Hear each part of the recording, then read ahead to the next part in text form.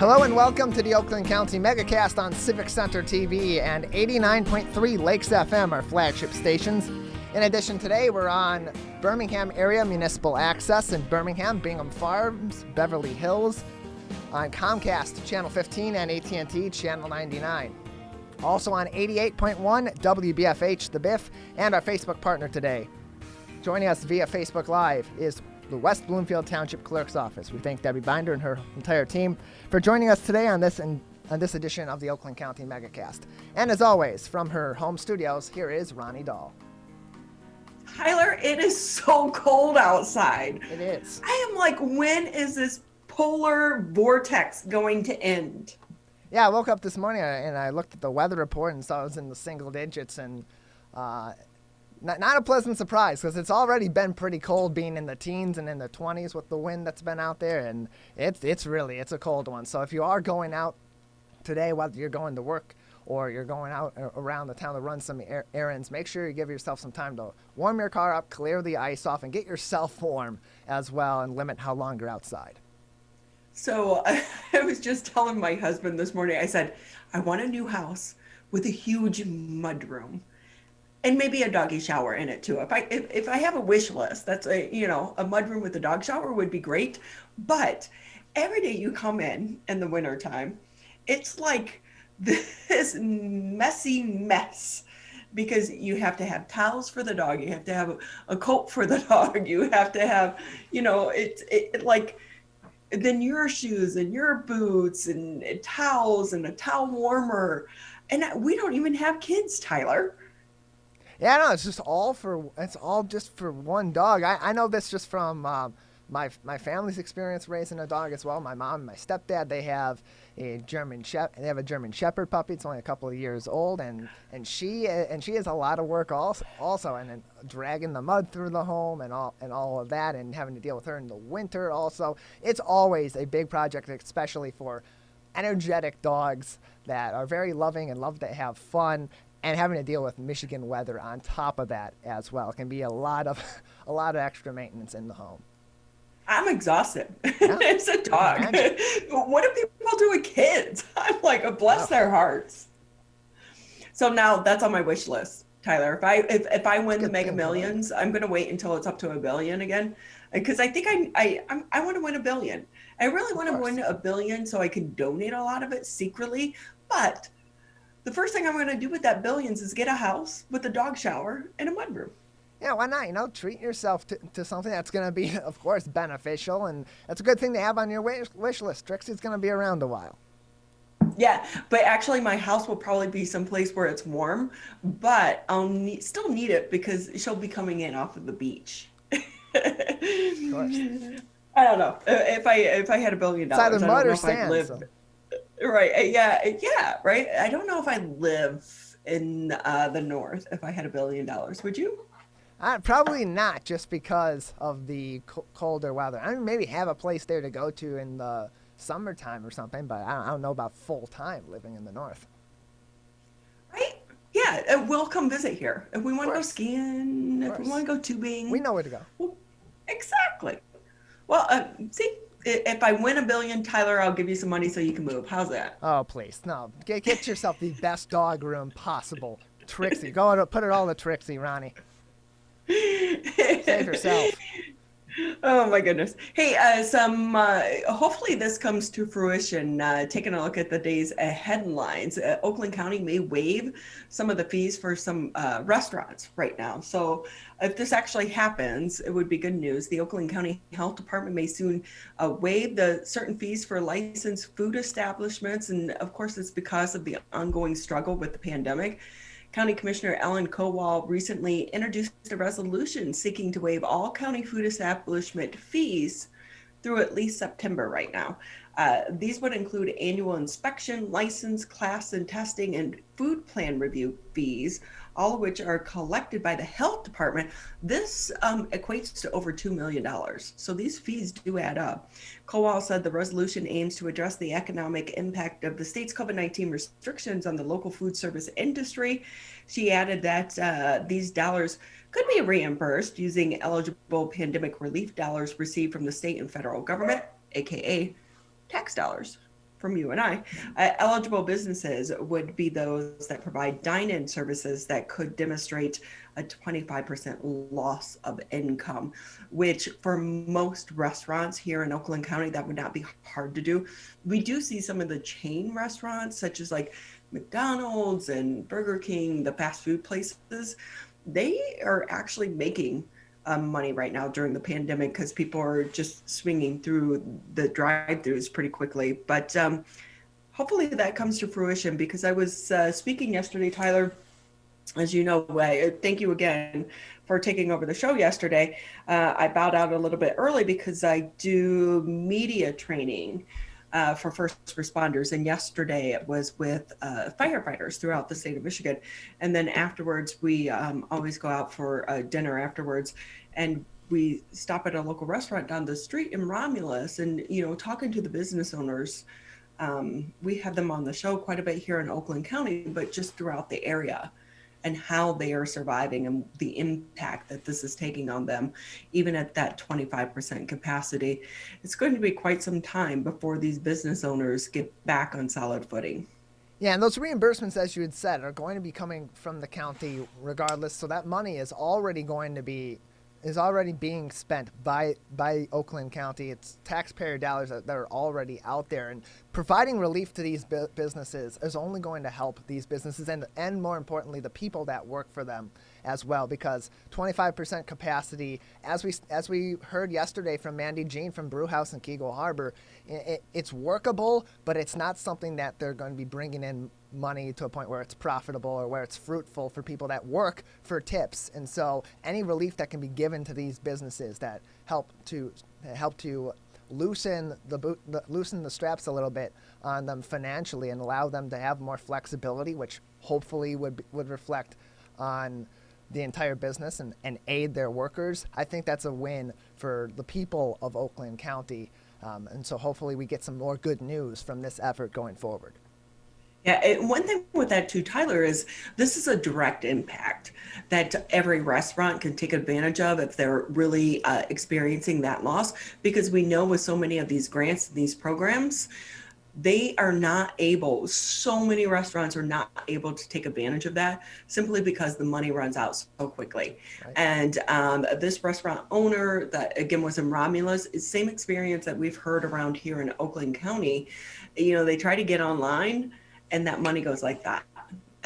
So even if you're you could be pretty early into the process, but the money is going so quickly because the need is so great right now. So this is really a way that the county and our elected leaders can directly impact the restaurants that need it as well. And again, those fees add up. So not a lot at the top, but it does add up. Hey, some disturbing news though. State worker tests positive for COVID variant right now. COVID variant that first originated in the UK continues to spread in Michigan and has now been detected in a state prison near Lansing. There are 61 people in Michigan who have contracted the B117 variant, most of them connected with the University of Michigan. That's 39 of those individuals. While in addition to the variant that is believed to be more contagious than COVID-19, it's also been detected for the first time in a Michigan Department of Corrections facility. The spokesperson who we've had here on the show a few times now says that an employee at the Bellamy Creek Correctional Facility in Ionia tested positive. So that's, still a ways away from the University of Michigan campus. And he said all prisoners and employees there will now be tested daily as opposed to the weekly testing that has been the norm. The regimen will include a daily rapid test. So if a test comes back positive on those daily rapid tests, because we know that they're not as accurate, they will then do a PCR test to see if in fact it is positive. So the scary thing about this is that prisons and jails have been such a problem with trying to contain this virus. And now we have a prison worker that has tested positive for the variant. Yeah, that's only going to make this problem that much more of a concern. It only does make it that much more of a concern, which is why they are going from this weekly testing to daily testing and additional PCR testing should it be necessary on a case-by-case basis. And what's also concerning is a lot of this B117 variant that we have seen that originated in the UK, its cases in Michigan have been isolated mostly to Washtenaw County, particularly on the campus of the University of Michigan, where we've heard a lot of those cases coming from. And it being in Iona and from a state worker means that it may have been spread outside of those isolated areas. All the more reason why the state is taking as much precaution as possible and why we should all be concerned and take precautions to prevent the spread of this variant, because it is more contagious than the COVID-19 we've been dealing with for the, by and large, of this first 11 months of the pandemic.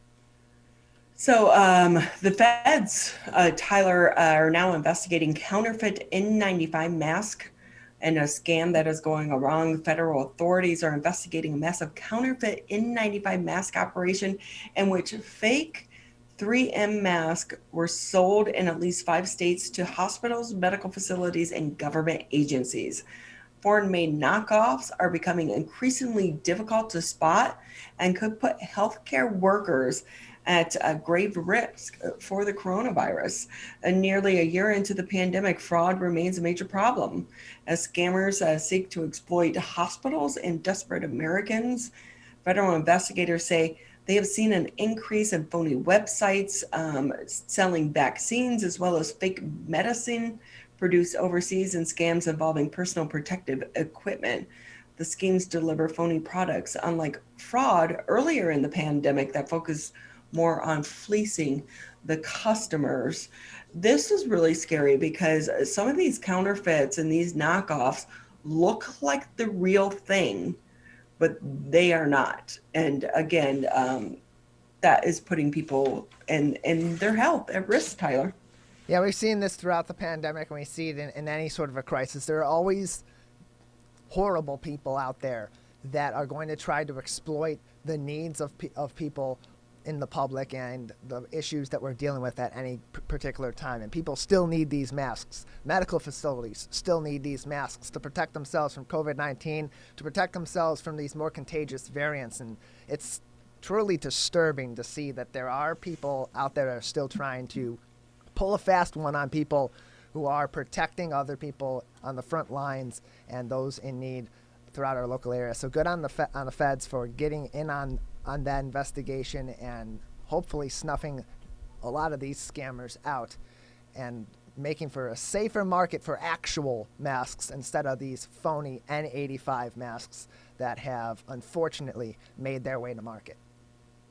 So these investigations, a lot of times involving customs, falls under the Division of Homeland Security Investigations. I've talked to them several times, and we'll try to get them on the show here maybe in the next week or so, talk about some of the issues that they're coming up with, but they're really working with a lot of the companies directly to try to stop this. You know, when it comes to scams and fake items, it's a vast problem, not just related to the coronavirus, but it really is fascinating to see the level that some of these people and companies and individuals go to take advantage of the general public. So they have a big job, Homeland Security Investigations. So we'll try to get them on the show maybe in the next week or so there, Tyler, because we have an office here in the Detroit area. Yeah, it'd be interesting to get their perspective on this and to see just how far these kinds of scams go, how many of them there are, because this is one that got caught, but there are always those out there that have not yet been caught or those that will continue to pop up as this pandemic goes on and the need for PPE continues to be present and more vaccinations become available to the general public. There could be some scams there. I'm sure there are as well.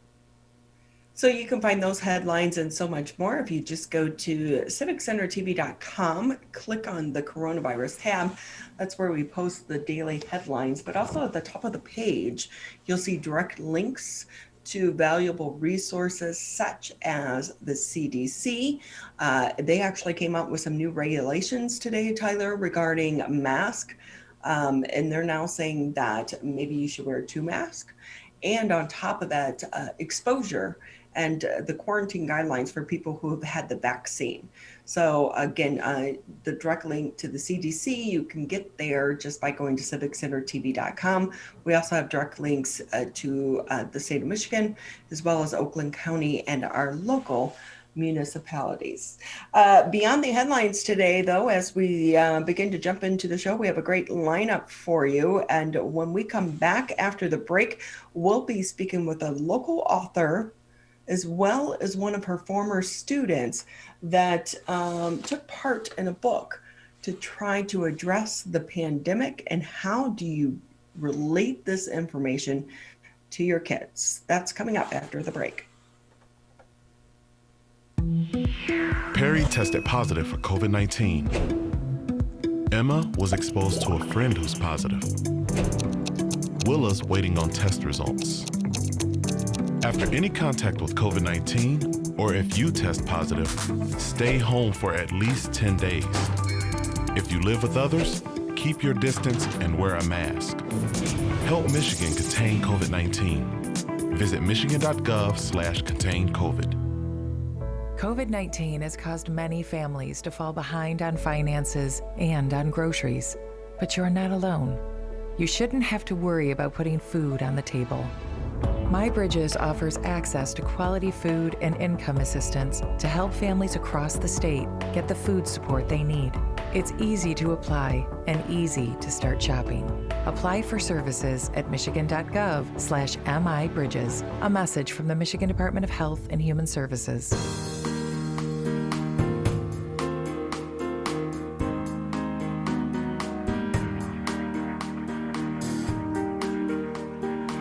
We want to say thank you for taking time out of your Thursday to be with us here on the Megacast. For those that may be tuning in for the first time, as a reminder, you can always catch us on Birmingham Area Municipal Access, Channel 15 on Comcast, 99 on AT&T. You can tune us into the radio, 89.3 Lakes FM, as well as 88.1 FM The Biff. But really one of the best ways and the easiest ways, tune into civiccentertv.com. There we live stream the edition of the Megacast from 10 to noon, but also you can catch previous episodes of the Megacast just by clicking on Megacast, or if you just want to watch individual interviews, go to the On Demand section. And with that, as we kick off the Thursday edition, we are happy to bring in our first guest of the day, Pam Ostrander. She is the author for A Mask for Molly, because we all know that this is a difficult time, not only for adults, but especially for children. So Pam is a former educator who also wrote a book. Pam, thank you for being with us on the show. You're welcome. It's good to see you, Ronnie. And I should mention as well that we're happy that you brought in one of your former students who helped you on this book, Seth Pennington. But if we can start the interview off with you, Pam, tell us about the book. Well, this is the book. It's called A Mask for Molly. The doll is actually Molly, not the girl. The girl is Eve. But Eve, throughout the book, projects her emotions onto the doll. It's her only friend through the pandemic because she can't go to preschool. She doesn't get to see her other friends. So if she's scared during the story, she'll tell Molly, I'll protect you. Or if she's feeling happy, she'll be like, look at that, Molly. And so anyway, that's the characters. Eve is a 5-year-old girl who is fresh into the pandemic, and everything in her world has changed. She has her parents working from home. Her dad is actually, can you find the illustration for the baby's room? The dad is actually working from the baby's room. And I think kids can relate to those little things about the book because a lot of parents are working from home right now. So she's confused about what it all means. First, she's told she can't go to the farmer's market with her mom, and that really upsets her. It's one of her favorite things to do. And she's curious what it means because her mom says it's not safe. So when you tell children something's not safe, you don't really explain what it is. Sometimes they draw their own conclusions. what in their past has been not safe. So then her next big disappointment is comes later in the book. But she tries to cheer herself up and Molly by looking forward to her grandma's birthday. And her grandma is one of her favorite people in the world. She's a big part of her life, but she hasn't been able to see her. And finally she gets to see her. She's telling her doll all about the big party they're gonna have, what they do every year. And then she also is told, no, we can't see grandma, it's not safe. And so throughout the book, she does have just different disappointments, and she keeps trying to rally back. And finally she just tells her dad, you know, me and Molly have had it with COVID. Tell me about this scary thing. What is it, a bad guy? Is it a monster? And her dad's like, no, it's, and he tells her foremost that she is safe. And truly that's all you need to tell kids at that age. Yes, you can tell them it's, you know, a virus that can lead to people getting sick. You can tell them that and relate to their own doctor's visits. But it's just meant to give kids a voice, because parents, adults everywhere are getting used to their new world too. So they don't often think about what it looks like from a kid's point of view. So I've worked with kids long enough to know what their point of view is, and they see things differently. And I'm on leave from my job this year. So, and Pam, with that, I love that you wrote this book, and it's so relevant and needed during this time, but give us a little bit about your background. Well, I've been in education in various forms for the last 35 years plus. I have a child development degree. I've taught preschool, pre-kindergarten. I was a director of a very large daycare. I was guest teacher for 10 years. Like, I took time off to have my 3 kids, and then I got back into the classroom. And in Williamston, I'm known as Mrs. O. And if I don't recognize a student, then I think, oh, they must go to the private school. So Seth was in my class when he was in 3rd grade. I had a long-term subbing position in there. So that's how we first got to know each other. And I realized what a cool kid he is. My most recent position is a reading and math interventionalist. So I help the kids that are struggling kindergarten through 5th grade. And this year that role looked a little different. And so I opted to take a year leave, and instead I'm helping a set of twin 5th graders and 2 2nd graders to help navigate school virtually, and also provide some supplemental learning experiences for them. Oh, so many kids need that right now. They do. So with that, I will say, Seth, when your former teacher calls you up and says, hey, can you illustrate a book for me? What was your first reaction? Yeah, I was a bit taken back by it. I was like, I've never done anything like this big or major before. And but Seth, how old are you now? I'm 14 right now. Oh my gosh, bless your heart. You're so cool. This is going to look awesome on your resume, by the way, when you get older. Yeah, I was shocked, but I was like, you know what? Yeah, let's start doing it. So she gives you the book, and do you just love to draw? What is your background in this? Yeah, I've been drawing since I was a kid. I've been kind of doodling in a way, but also kind of doing more comic books in a way. But when she told me to do a children's book, I was like, well, that's not really what I do, but I'll give it a shot. And I'm kind of glad the way it turned out. So tell us about the process. What was it like for you? Well, first I had to do different sketches and drawings, and I had to think of what kids would want in a book, because they wouldn't want just normal humans. So I had to make it big, bright, and colorful, give them big expressions. And so I showed the first illustration to Mrs. O, And so she was taken back by it. And so I jumped up and down is what he means.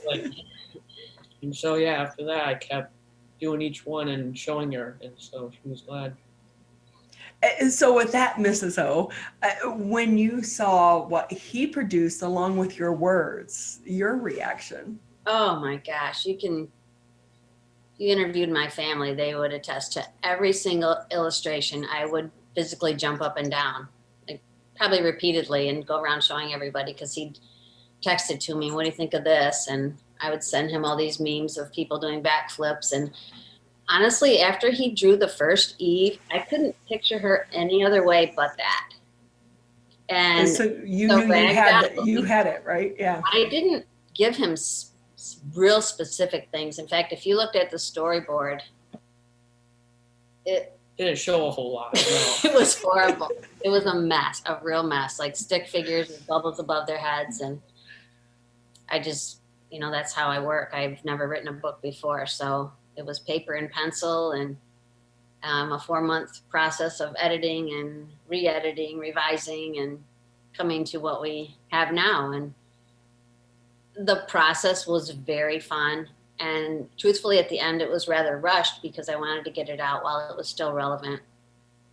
I really felt the need to connect to the kids that I hadn't been with, and all those kids out there that weren't able to go to school or see their teachers. So yeah, we just said, forget it to the hardcover. We can get over that and just get the paperback book out to reach people quicker.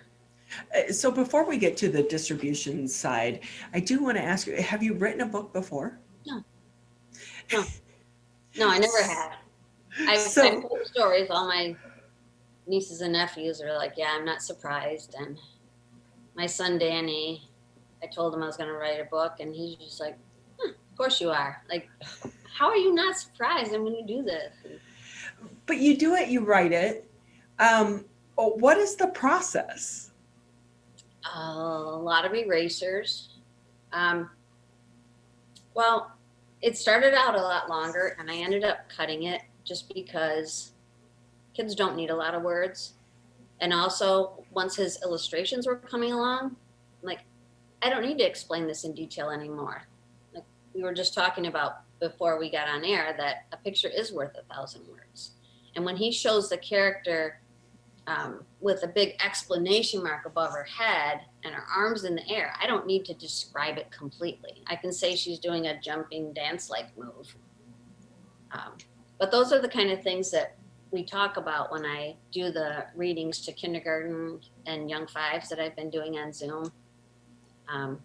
It's a process where we talk about the book along the way. What do you think she's feeling if she looks like this? What about this? What does this mean? What do you think? And so they really do have to explore the emotions and go through that. And I don't know, they've been really engaged. I read to a 3-year-old, my 3-year-old nephew, and he was engaged the whole time. His eyes were just like this. And so that's the target audience, is the really young ones. Pam Ostrander with us here on the Megacast. She is the author of A Mask for Molly, but also Pam is a longtime educator, and she brought one of her former students, Seth Pennington, along for this journey of writing her very first book, and he was the illustrator with that. And I will say, Pam, when it comes to actually, you have the thought, then you put it, pen to paper. Now you have it illustrated. What does it take to actually get it in book form and get it to the public? Well, it takes an angel like Natalie Pennington, his mom. She's also an artist, and she offered to do the design elements. And she's very good technically, so she was able to put it in the PDF format, add some design to it, and it just popped. I mean, yeah, we worked together, the 3 of us, quite often, and we would change things. And the designs on the page that she would do, she made like the big bright letters, like the cherries, like big like that.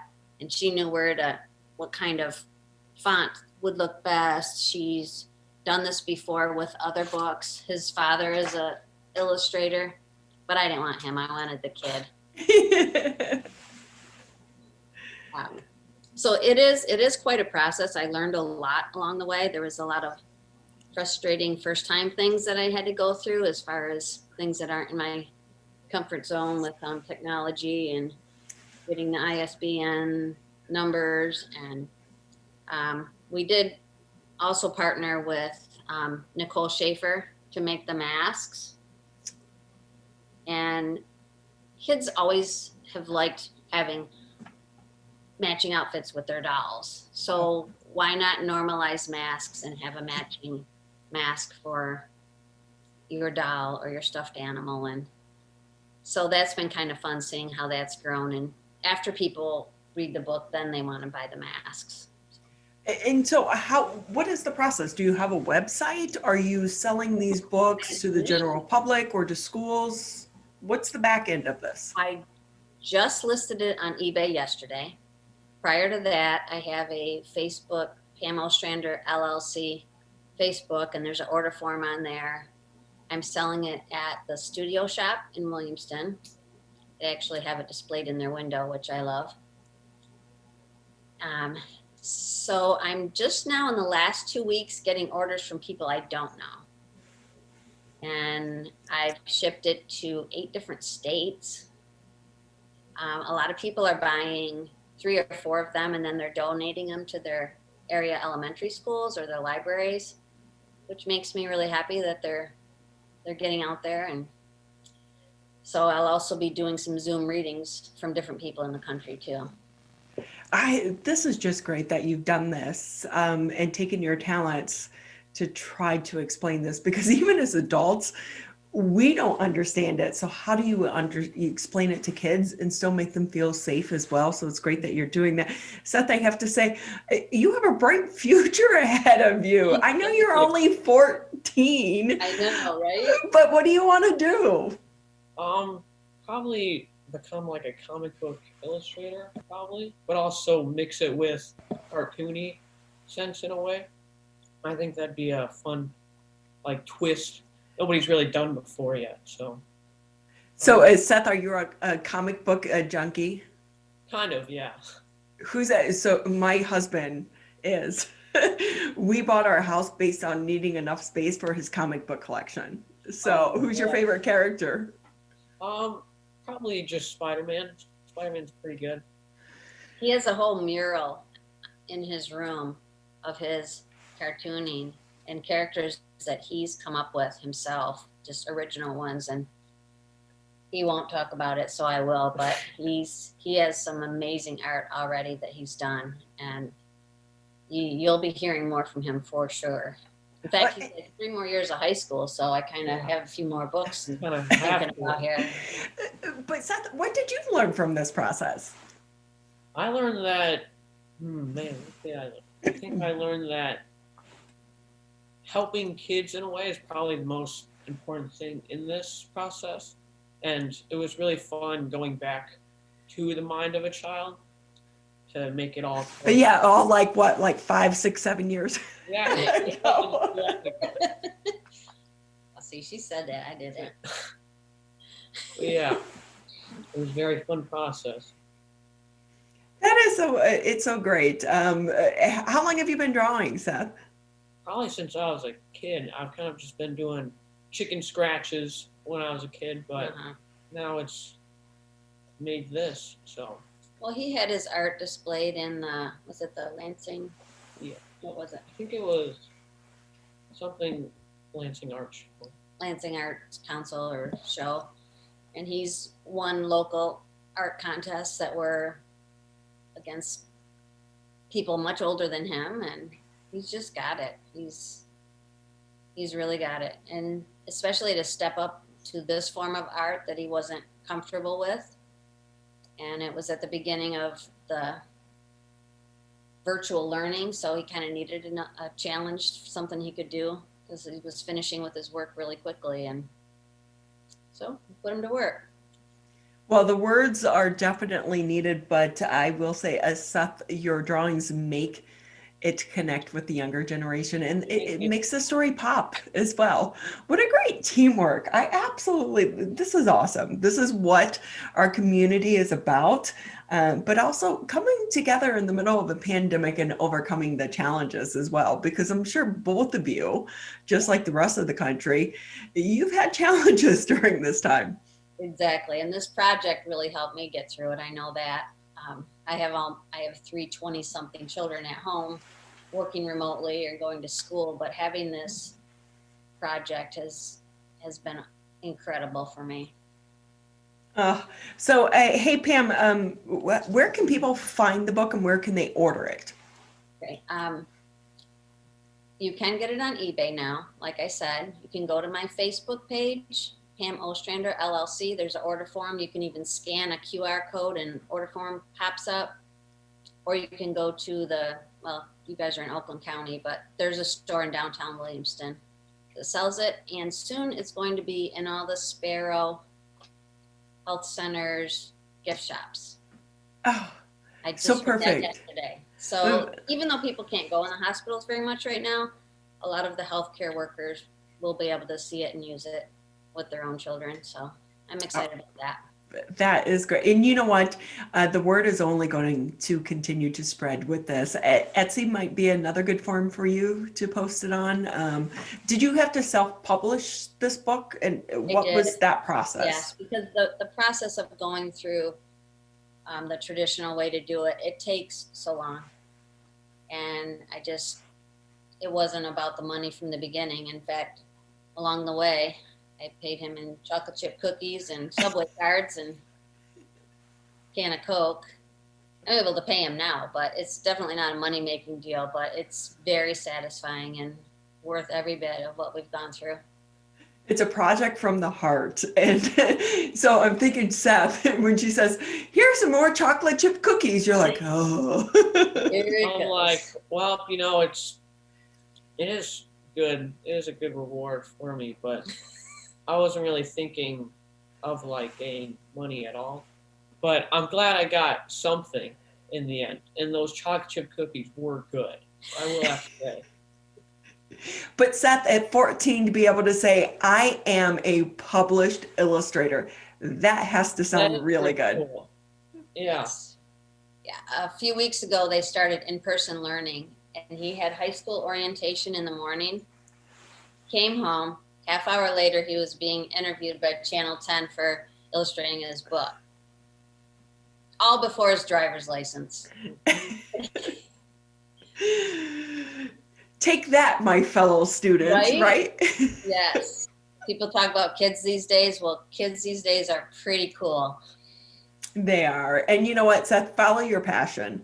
Art is, for us that draws stick figures, we definitely envy people such as yourself. So you took your teacher's words and you brought them to life. You have a lot to be proud of, and at only 14 years of age. So we wish you the best in your future. Thank you, Ronnie, for having us on. We really appreciate it. And getting the word out I'm very thankful for that. No, we're happy to share the word. And again, thank you for having the passion to do this, but also, it can be a frustrating process to get the book published, but you did it, and you did it in a timely fashion, and to which the words, sadly, are still so needed, because I think even 10 months into this plus, it's almost even more frustrating for some of us, right? And with the book, it'll help normalize masks for kids too.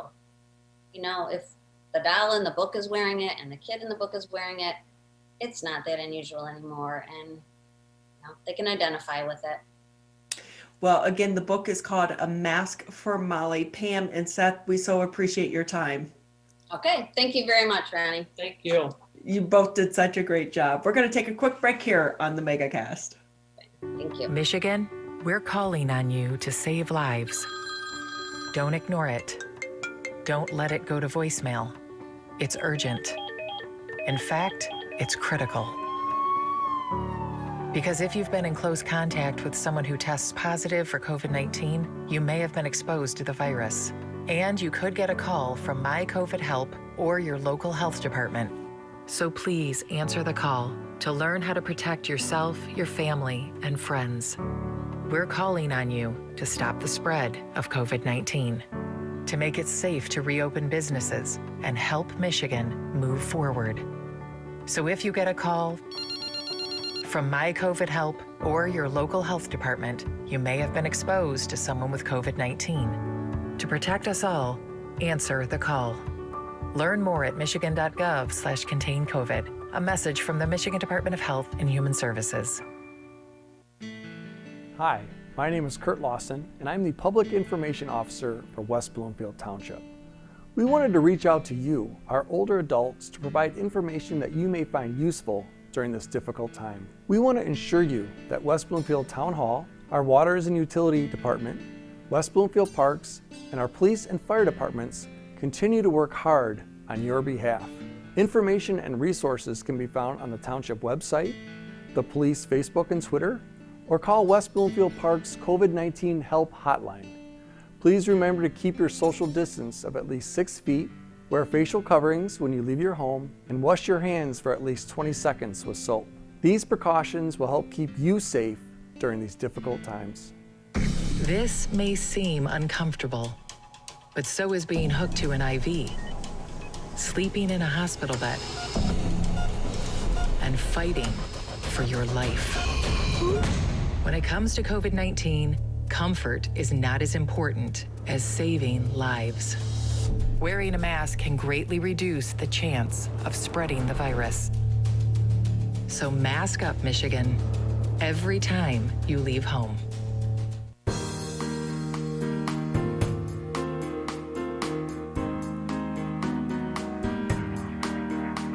Welcome back to the Oakland County Megacast. For those maybe not familiar with the show, Tyler and I are here Monday through Friday, 10 a.m.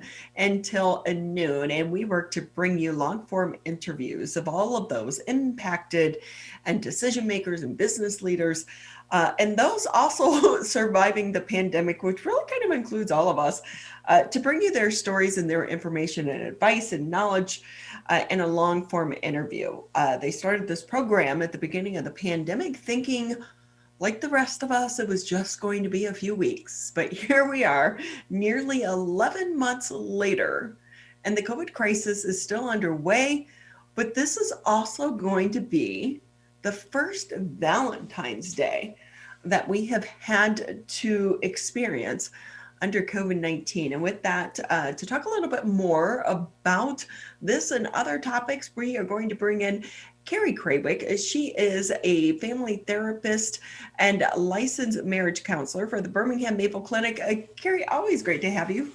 Thank you so much. Happy 2021. Thank you. So we are just a few days away from Valentine's Day. And I will say, you know, as a former reporter, I have covered this day so many times, and it would always be a mad rush, right? Guys running to get the flowers, to get the box of chocolate at the last minute, maybe going out to dinner. That's not going to be so easy this year. Especially dinner reservations, 25% capacity. Not going to happen. Plan ahead. Right, absolutely. It's always been a stressful time for single or coupled people to wonder what they're going to be doing. So it's actually a really perfect year to scale back and kind of get more in touch with the fundamentals of a relationship, as opposed to the big gestures. So before we get to the singles, because I have single girlfriends right now going through this, and I'm like, bless their hearts. Mm-hmm. What a time to be single, right? During the middle of a pandemic. But let's kind of focus on the couples, because there are so many couples right now. They're under so much stress. This year has been a year like none other, and a year none of us ever want to repeat again. Mm-hmm. But it has put a lot of additional stress and pressure on couples. Mm-hmm. So when we're going into this Valentine's Day, what advice do you have for some of these couples in trying to survive this as well? Sure. Well, I think the first one, like you touched on, is the stress level. If Valentine's, the thought of planning something, the thought of a big gesture, trying to arrange something like childcare or whatever is stressful, it really needs to be couched. This is not a year where we need to add more stress. That stress isn't good for our relationships. It's not good for our immunity. It's really not good for us in general. That being said, it is important during times of stress to turn towards our partner as opposed to away. That's actually good for us from a hormone and biologic perspective, from an immunity perspective. We get so much when we connect to people during stress, even though often we're sort of irritable and we're pushing people away or avoidant. Making attempts at connection are so important. So I think this year, like I said, such an opportunity to get back to the basics and the small stuff. Use your time together to have conversations, even if they include your kids, about what was the history of your relationship like, what were some high points, what were some low points, how did your partner change over the years, how have they impressed you as they've become a professional or a partner or a parent. Having conversations that really nurture fondness and admiration. So it's really the well or the bank account with which, when we go into stressful situations, we have something to draw from. So should this Valentine's Day include the entire family if you have kids? I mean, I think there is an opportunity to allow it to, and I do think that couples do need times to be separate. They need times to exchange affection with one another. There should be privacy around their relationship, which probably they're getting very little of, and that those moments maybe need to be put in, if it's a gentle grab of the shoulders while someone's on an important call, or a little touch, or, shut the door, take a nap together or something. There should be some moments of privacy. But when it's so impossible, why not use this as an opportunity? The research really supports that children who grow up in families where the family histories are shared, not just the immediate history, but even relationships or marriages from generations before, that kids use that information to become more resilient in their adulthood, to have deeper problem solving skills, to have better social relational skills in their own lifetime. So there is a lot of value to including your kids. I think any holiday too, especially for the people who are coupled, a holiday like Valentine's provides some anticipation that's exciting. We've had so little to look forward to. Trips have been canceled, concerts have been canceled, activities have been canceled. To have something a little, intriguing is good for us too. So I think ways to consider, surprising your partner, but it doesn't have to be a big surprise, like maybe creating a picnic on the basement floor or something.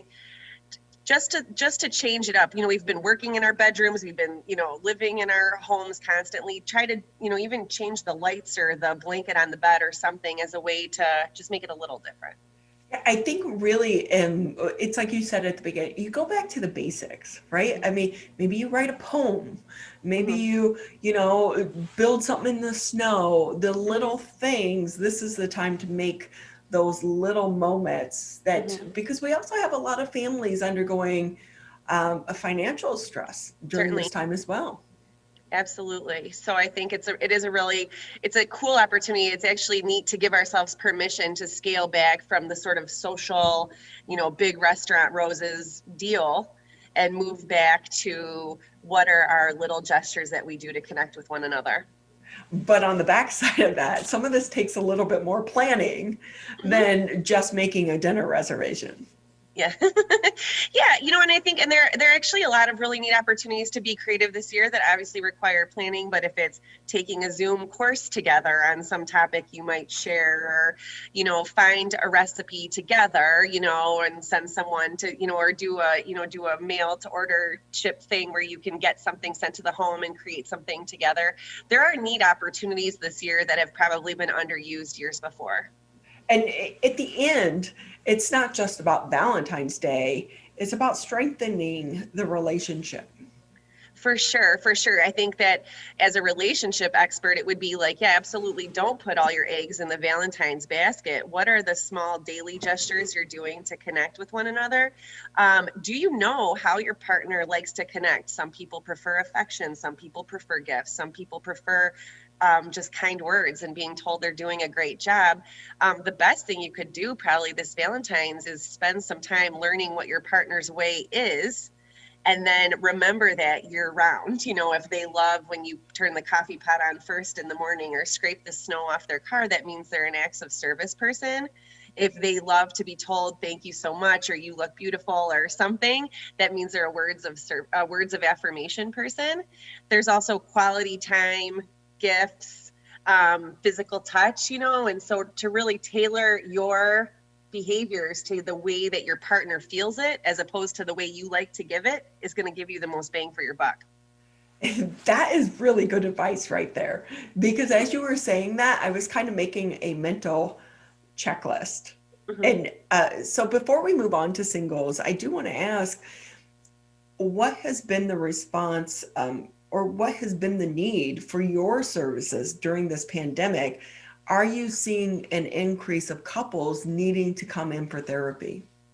Sure. I think one of the most interesting needs I've encountered personally and professionally is couples navigating situations with their broader families or world where each partner or each extended family doesn't have the same values or level of need when it comes to COVID. So then they're negotiating, well, why can we see your mom over a holiday, but we cannot see mine?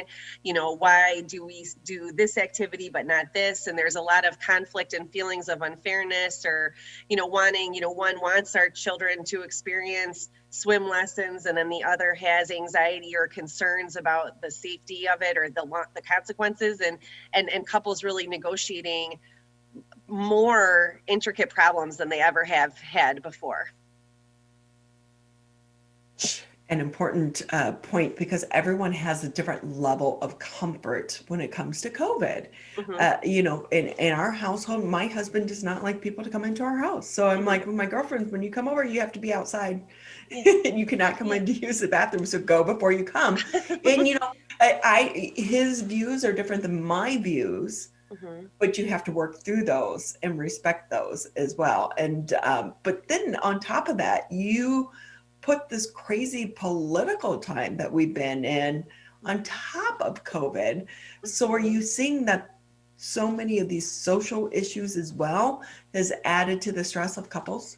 Sure. I think that probably many couples, if they've had differing views, have navigated those for the duration of their relationship. But but certainly ways maybe that are more heated, more stressful, and little respite. So couples are having to figure out, like, when and how and to what degree do they talk about those things. I think often couples maybe share similar views, but again, it's the extended family where it's, either your parents or my parents differ or something like that, or in where it becomes, an issue with extended family. And then it's like, well, how do we respectfully behave, or what boundaries do we put around our values versus, someone, say, for example, a different generation of the family or whatever. And that's where COVID can actually come in and help, because I'm sorry, we can't come over for Sunday dinner because COVID. It's really the political atmosphere. You don't want to navigate it, right? Yeah. So with that, we have to jump in and talk about singles during this time. I have so many girlfriends that are single, and I really don't know how they're doing it too, because you're living by yourself. You're isolated on your own, but you're also not expanding and exploring your world to try to get out and meet that partner. What advice do you have for those individuals? Well, I think, like you said, for so many, it's like at least just the awareness that there are other people in your boat. I think, like you said, those people who feel alone feel very alone. They feel very stuck. They feel very depressed. They feel like it's a wasted year, if you will, like where maybe they had fantasies of meeting someone or hopefulness, and it just feels like it was a complete standstill. And for them is very disappointing, especially people who feel compelled to make certain markers by certain time, like I'd like to do this by X age or this by X age. They feel so set back and really scared about their future, because they also don't know, like, when do those misses get caught up.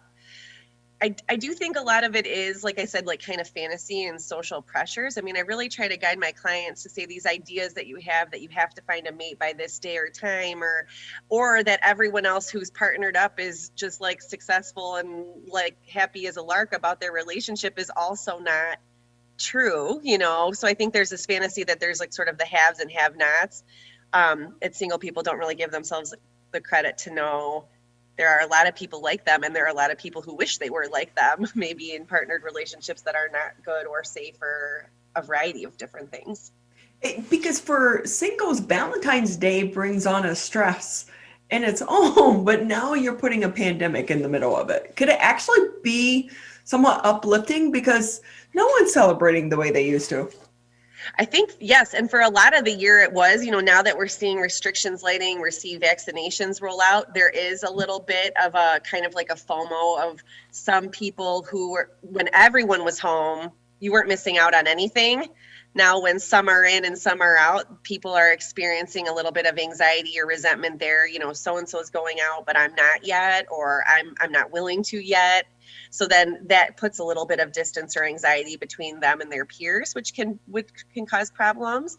I mean, I think for new, newly dating early in the relationship, this COVID thing has really changed the game. I mean, you're asking people deeply personal, intimate questions early on in dating. Who are you seeing? Where are you going? Who have you been with? That stuff doesn't always come up on day one of a date or even beforehand. So with that, Carrie, I have to ask, are you seeing more people come into your clinic needing help because of the stress of this? And it's not just about finding that life partner and the clock ticking. It's also about the isolation that's playing into this. Sure. I mean, I'm certainly seeing my clients, maybe not necessarily new ones, but existing clients having these feelings of concern. And maybe perhaps, there are people who have been historically treated for anxiety and depression, but this certainly felt like a setback where if they were anxious, they're more anxious, right? If they were depressed, they're more depressed, because even the healthy things they could do to alleviate those fears or alleviate that hopelessness isn't there. So it's hard to see like, okay, well, this is what we would normally recommend. And during COVID, we're sort of limited and able to do that. Actually, I know some of my friends that because now more people are able to work remotely, they have left Michigan and gone to other states to try to live, because they feel like they're so restricted here in the state of Michigan. At least if they go into a state with a warmer climate, they can get out, they can go to the restaurants and be social, because for them, that was such a vital part of their mental health. For sure. There's so many benefits that we lack. I mean, we gain them in the summer with the ability to be outdoors and things like that. On the positive side for singles or people who are, in the kind of the dating game, I do feel like COVID has afforded the opportunity to try new things, to not do just the regular go to a bar and meet someone, add alcohol. It complicates things. Instead, they have to be a little bit more creative, generate and show really their own interest and personality. Can we go snowshoeing? Do you want to take a bike ride? Do you take a Peloton class? Let's take the same one at the same time. Ways to be kind of interesting and sort of share parts of yourself without that kind of shield of the normal social cover of, going out, getting ready and putting your best face forward. So is it socially acceptable for singles to ask for a negative COVID test before they go on a date with someone? Yeah, I mean, I would say that's pretty dicey in my opinion. That's a pretty forward ask early on. You're developing intimacy and vulnerability, and that's a pretty big, risk. But at the same time, I do think there is going to be a population of people that are going to gain comfort having difficult conversations. You addressed even the political stuff. Like, I mean, I met my husband when we were 19. Politics was not on the forefront of our mind when we were dating, and even now 19-year-olds probably have it very much on the forefront of their minds. And so people are having different, more complicated, more intense conversations, probably for the better and worse. So I would say also stay away from some of that stuff, and I think for singles who are single and alone and not interested or dating right now in this time, is use this time to find out what are your interests, what are your non-negotiables, what are some things you'd like to explore and grow and develop, and then meet someone once you feel able and comfortable to say, hey, this is what I really like. Yeah, so I'm thinking about Tinder right now. Swipe right, swipe left. Now it's going to be, I think just even going forward, it's going to be about the vaccine for all of us, right? They're developing that app. It's going to be, hey, I've had the vaccine. So it's going to be, hey, baby, I think you're cute. Can you show me that you've had the vaccine? put it as part of their profile pictures. Right. This next year is going to be very interesting for singles, but we hope they survive, but also couples. It's been a very stressful year for them.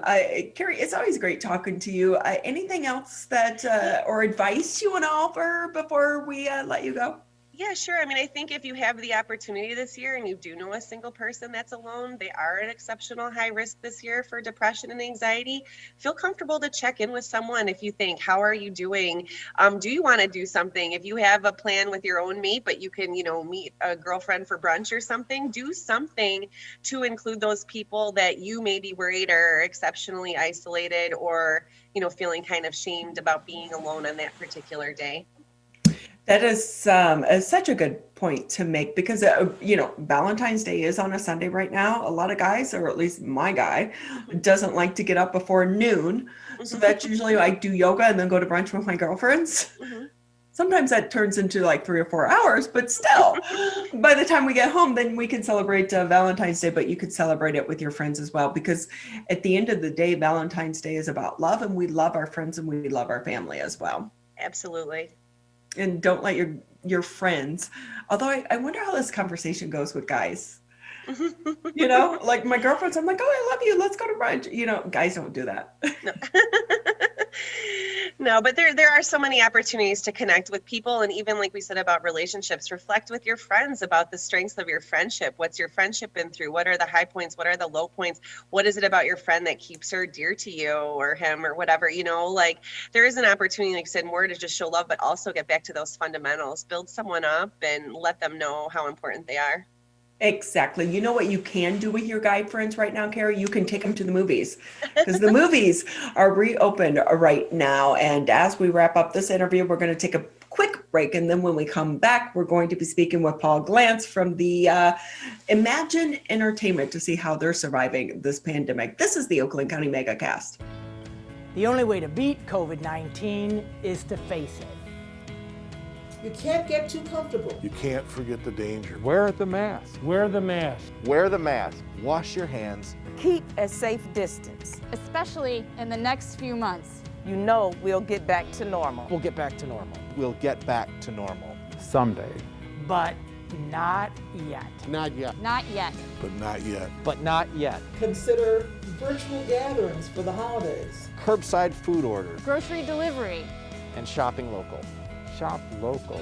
And especially shopping local. Let's beat this virus. We can if we face it together. Together. Together. Together. Together. Together. Together. Together. Together. Together. Together. For the latest information, visit oakgov.com/COVID. Michigan, the coronavirus pandemic has put us all to the test. And now it's time to put COVID-19 to the test. As we move forward, testing will be critical. We encourage anyone who has reason to get tested to do so, those with symptoms and those without. If you are leaving home and going back to work, get tested. If you think you may have COVID-19 or you've been exposed recently through family, friends, or coworkers, get tested. Our test locator tool can help you find the right testing site that fits your needs. Even if you're looking for easy access with no cost, no prescription, and no appointment necessary, we've got you covered. Help Michigan move forward, not backward. To find a testing site or learn more, visit michigan.gov/coronavirus test. A message from the Michigan Department of Health and Human Services. Perry tested positive for COVID-19. Emma was exposed to a friend who's positive. Willa's waiting on test results. After any contact with COVID-19, or if you test positive, stay home for at least 10 days. If you live with others, keep your distance and wear a mask. Help Michigan contain COVID-19. Visit michigan.gov/contain-COVID.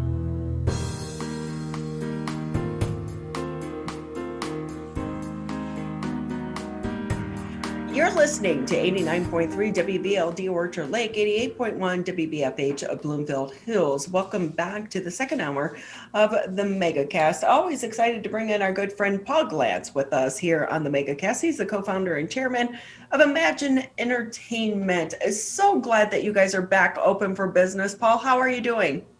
Doing well. It's a great relief to be open, I can tell you that. But even though you're open, it's not business as usual. So how are things going? You know, I would say on balance, it's far better to be open than not be open. And early adopters are coming back. And even though we've got some capacity constraints at this point in time, we've got to start somewhere. And so I remain optimistic that with the rollout of the vaccine and with Hollywood perhaps giving us a little better hand to play later this year, that we will return to the congregate activities we all love. I will say we find that as we continue into COVID, 11 months into this, there are kind of two camps, those that are afraid to go out and do anything, and the other camp that is like, let me live life. I've never been afraid to go into a movie theater. I'm like, especially it's actually more enjoyable now because it's not so crowded. So I can get that middle of the movie theater seat that I always want, right? When you go to a theater, it's like, oh, wait, this is where it's prime viewing with prime audio. And so it's actually more pleasurable, in my opinion. Well, you know, Ronnie, with the advent of all reserved seating, and that's what we offer these days, you can choose your seats in advance on our website or on our app.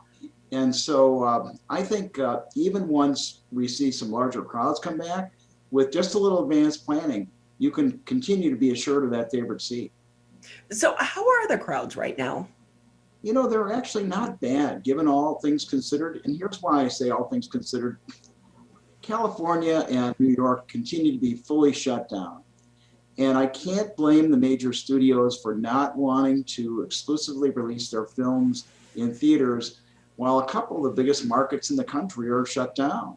And so I continue to pine for Governors Cuomo and Newsom to loosen the reins on their totalitarian regimes and allow business to resume. I thought it was fascinating the other day to read that Disney, which is based in California, was actually thinking about moving some of its executives to Florida. And you certainly can't blame them because the theme park in Orlando is open and the one in Anaheim has been closed for months. Yeah, and really it plays into the economy and the thought process of these businesses because there is a lot of money at stake here, behind the scenes for companies. But with that, it is kind of a shame that we are seeing the delay because we do have so many streaming services right now at home. But why is it that when I'm watching something at home, like I fell asleep during Wonder Woman because it was available on HBO Max?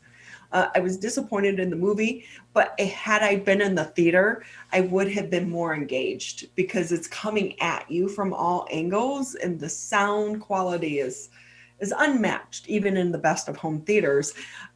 Is this going to be a continuing trend where they're releasing on the streaming devices at the same time with the movie theaters? And what's that mean for you and your industry? Well, first of all, I completely agree with you that seeing Wonder Woman in a theater would have been a far better experience. And I think the film would have gotten far better reviews had more people seen it in theaters. But again, with certain big markets being closed, I think that you certainly can't blame AT&T, the now owner of Warner Brothers, for taking the tack they've taken. They are going to release all of their 21 lineup, both on HBO Max as well as in theaters. And while that doesn't please me particularly, I am optimistic that we're going to go back to an exclusive theatrical window. And here's why. Even Warner Brothers, who has been most aggressive in their digital releases in an effort to grow their subscriber base, has announced that in 2022, they're going to go back to some exclusive theatrical releases. And so I think that, in fairness, this has been a great time to build a subscriber-based business. But I think that ultimately, there's a far better economic model for producers when they actually have a theatrical release for their films. So with the subscription-based industry right now, it is really becoming more and more popular. And I know at one time, a movie theater chain did try to do like monthly subscriptions where you paid so much and you could come to all the movies. Do you think that that could be a model that could somehow be adapted to a theater such as yours? You know, I think that we live in a society where business continues to evolve and grow into ever smaller niches. And in our case, for example, we have what we call our Platinum program, where folks can buy at a discount a number of prepaid tickets, use them as they like. And it comes with a full complement of high-end concierge services. Like you want to come opening night to see Black Widow, and you want to sit in that very specific seat. If you're a Platinum member, we're going to roll out the red carpet for you and make sure you get those very seats. And so, yes, I think there will be models that incorporate the concept of subscriptions, but I think they'll take a lot of different forms. And we certainly learned that the Movie Pass form was not economically viable. That's what it was called, the Movie Pass. I knew it was something, but I will say I loved how a movie theater chain such as yourself, like if I'm going to a movie theater, I usually go to yours in Birmingham because it's an experience, and it's not so much about just going in and buying my popcorn and sitting in a seat. It is going in and you have the luxury chairs, and the popcorn tastes better. I don't know if that's true, but it just seems like it does to me. Maybe it's just part of the experience. But so much of your revenue also came from concessions. How vital is that to your industry, even at reduced capacities, to be able to allow for the resumption of concessions during a theater? Well, there was a period of time up through February 1st where we were precluded from selling food and beverage items. And I can tell you that that's a recipe for losing a lot of money, because honestly, our cost structure is such that without the privilege of offering our guests food and beverage, we just don't have a viable economic model. But you make a very valid point. I would say that the future of our industry is predicated upon being able to provide guests with an exemplary out-of-home entertainment experience. And if we're not doing that for you and for other consumers in the marketplace, then we're going to find ourselves trailing way behind streaming services. But speaking of popcorn, you know, today it's not just about theater popcorn, which you and I can make at home. Now it's cheese corn, it's caramel corn, it's mixing them all together. It's olive oil popcorn, our Olive Pop brand. And then it's about, if you like, even real butter on your popcorn. And so what we're striving to do, Ronnie, is to do something for you, for our guests, that you can't do at home. And that's why, for example, we've built movie screens that are 94 feet wide. Because you know what? I don't care how big your TV is. It ain't 94 feet wide. It is so true. And it's not just that, it's the experience. And I feel like when you go and you pay, then you are more engaged in that experience as well. Paul, I have to say though, we may have snuck in food. Like it was like Milk Duds, you know, and you'd eat them under your mask. But we didn't like the idea of having been deputized to enforce the governor's rules without any compensation. So if we didn't see it, then there's no foul done. You know, no foul. I'm crossing my fingers when I say that, by the way. But I will say, so Paul, everyone laughs at me, by the way, because when I have people on, such as yourself and the Michigan Restaurant Association, and the governor keeps saying, hey, we have these restrictions in place because you can't wear a mask. So my sister made a mask for us. And it's like a double mask, right? So it's a mask, but I may or may not, when I was eating my popcorn, you just take it, you wear it, right? And then I pull it down, I can eat my popcorn, I can drink through a straw, and then quickly you just put it right back up, right? I mean, it was like perfect. It's ingenious, I've got to tell you. Made for a movie theater. It really is. And you can wash it. And it's organic cotton. She's all about organic. I'm like, what? Beautiful. But it was perfect for the movie theater because we felt like we were getting away with something. Well, again, I didn't hear it. It's okay at this point, you know. Well, though I hope when you come back next time, we can allow you to partake of our food and beverage offerings. You know, it really is about the experience. But we need Hollywood to get behind trying to release some of these big blockbusters because, you know, like the 009, you know, James Bond, I'm not watching James Bond at home. I need to see that on the big theater. And as they continue to delay these, if it continues for the next 6 months or the next year, how big of an impact is that going to have overall on the movie theater industry?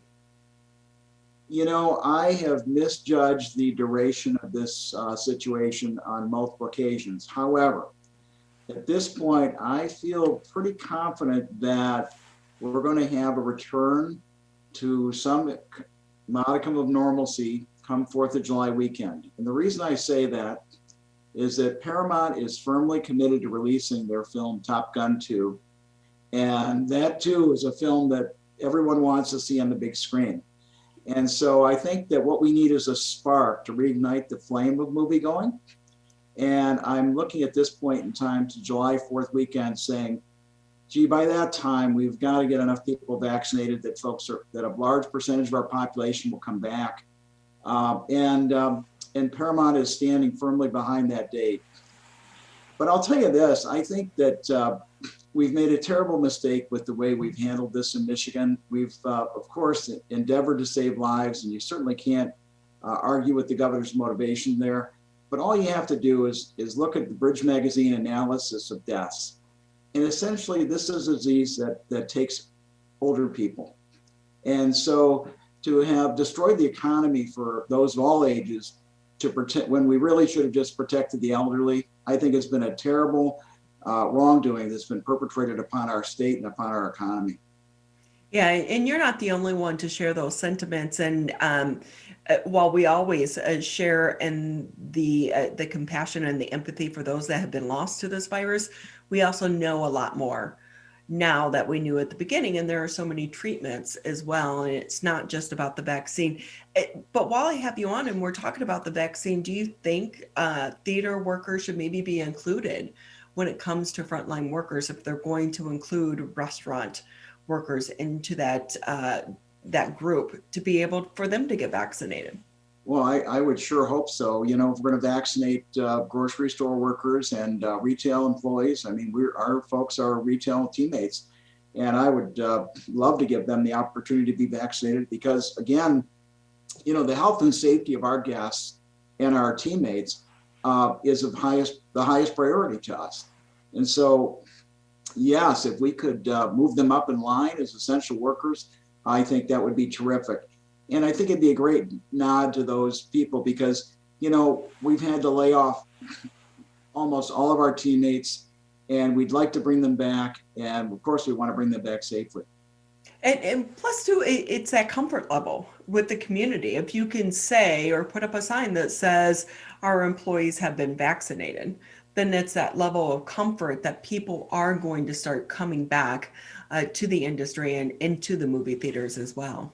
Ronnie, I don't mind telling you that one of the things that really bothers me about masks is that in order to be a venue of hospitality, our teammates endeavor to smile and be cordial to our guests. If you can't see a teammate's facial expression, I think it changes the experience for the worse. And so I'd love to see those of our teammates that want to be vaccinated early on so that they can take their masks off and smile and express their gratitude to our guests for coming.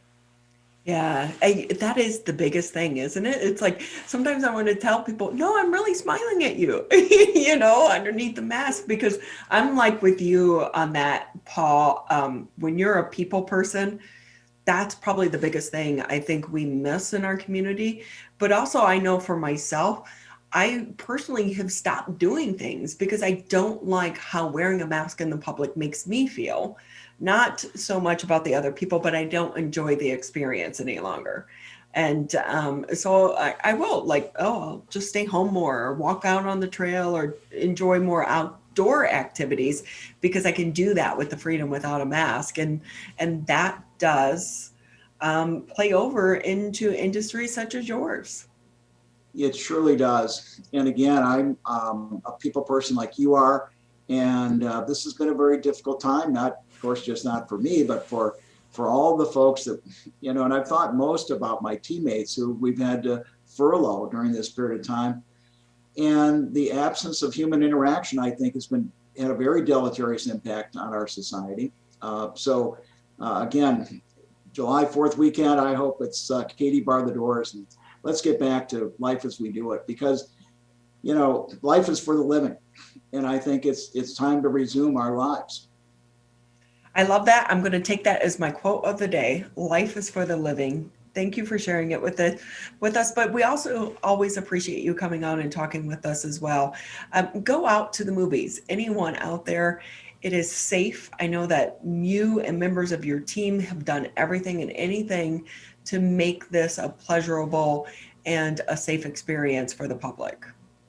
We have. Thank you so much, Ronnie. Great to be with you. Well, great to talk to you as well. Paul Glantz with us. He's the co-founder and chairman for Emagine Entertainment. Love going to your theaters. It's not just going to the movies. It's an experience. You by far have some of the best seats around as well. Thank you. And now the newest ones are heated. What? Oh, I didn't know that. I need to get in on that experience. Come on over to Rochester Hills next time or Canton. We've got heated recliners. That is taking the guest experience to a new level. Paul Glantz with us. We're going to take a quick break here on the Megacast. Hi, my name is Kurt Lawson, and I'm the Public Information Officer for West Bloomfield Township. We wanted to reach out to you, our older adults, to provide information that you may find useful during this difficult time. We want to ensure you that West Bloomfield Town Hall, our Waters and Utility Department, West Bloomfield Parks, and our police and fire departments continue to work hard on your behalf. Information and resources can be found on the Township website, the police Facebook and Twitter, or call West Bloomfield Park's COVID-19 Help Hotline. Please remember to keep your social distance of at least 6 feet, wear facial coverings when you leave your home, and wash your hands for at least 20 seconds with soap. These precautions will help keep you safe during these difficult times. As rivals, we don't always see eye to eye. Like who scored the best recruits? Who's gonna be who? And whether we wear green or blue. But one thing we can all agree on to help stop the spread of COVID-19. Wear a mask. Wear a mask. Wear a mask. wear a mask. Wear a mask. The ball's in your court, Michigan. Michigan, we still need to stay careful because we don't want to go backwards, back to where we started. So keep standing 6 feet apart, keep wearing a mask in public, and if you have symptoms, talk to a healthcare provider about getting tested. To move forward, let's all do our part. So stay careful. Michigan.gov/coronavirus.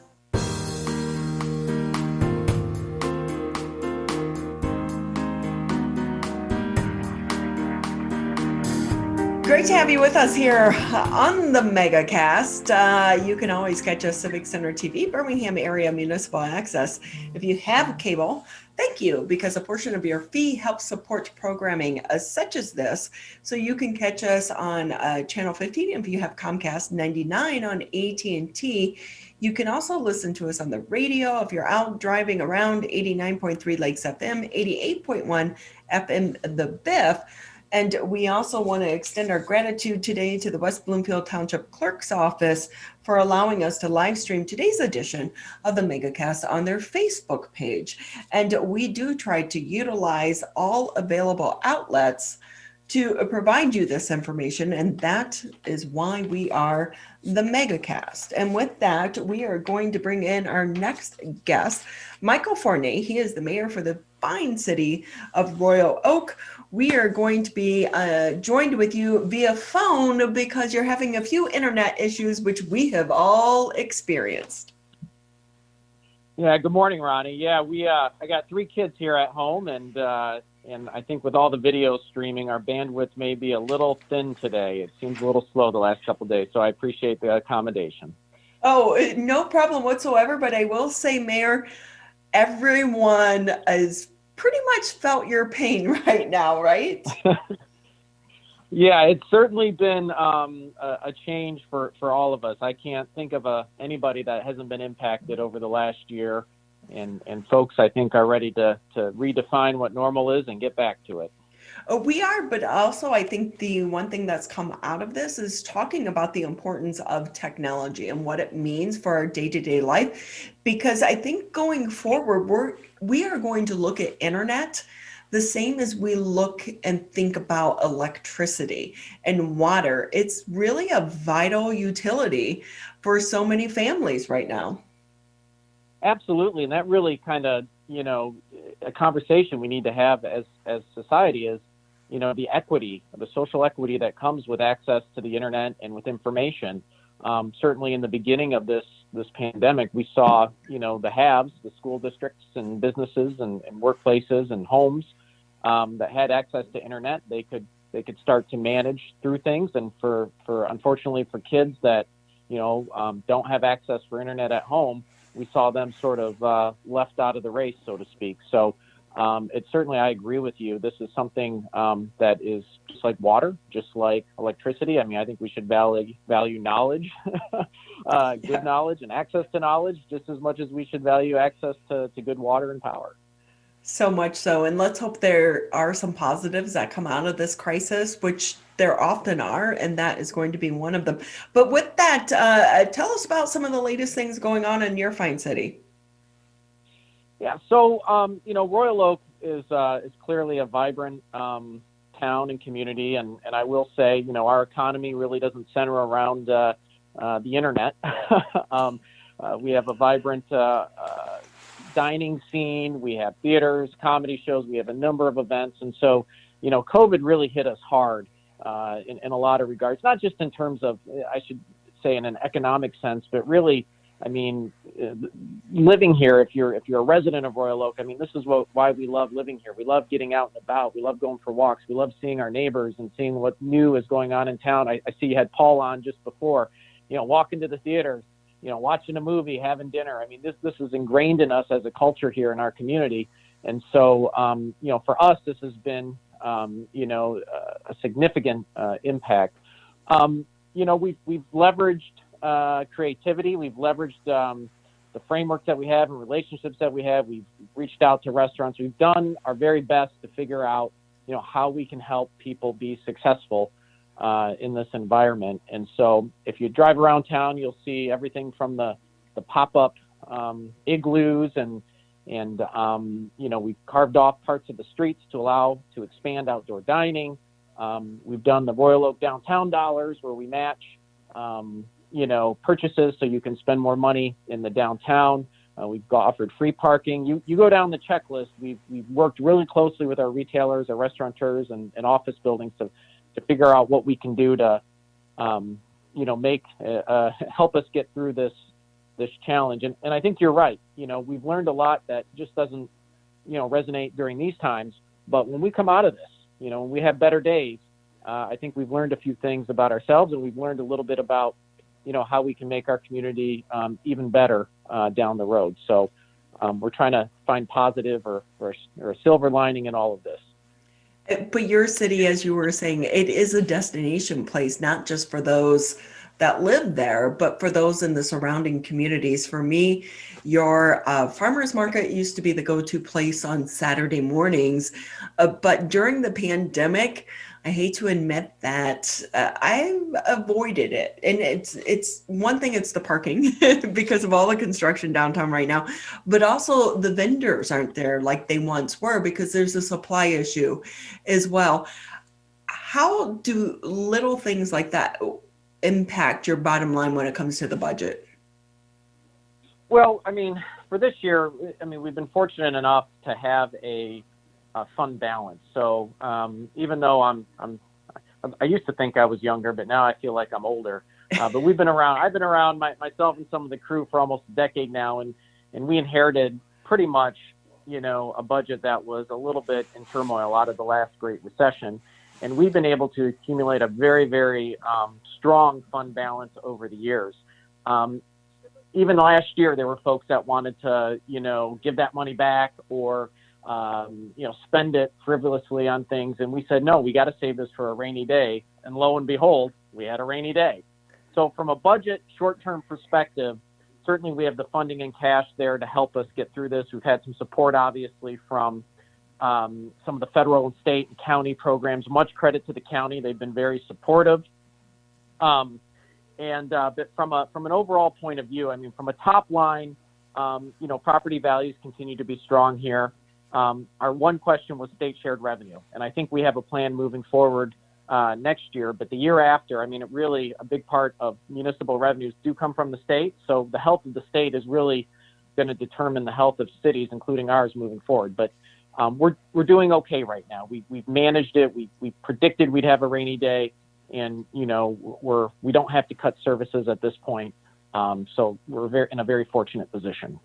Yeah, have you been surprised, Mayor, too, about the housing market right now? It is a great housing market for the suburbs.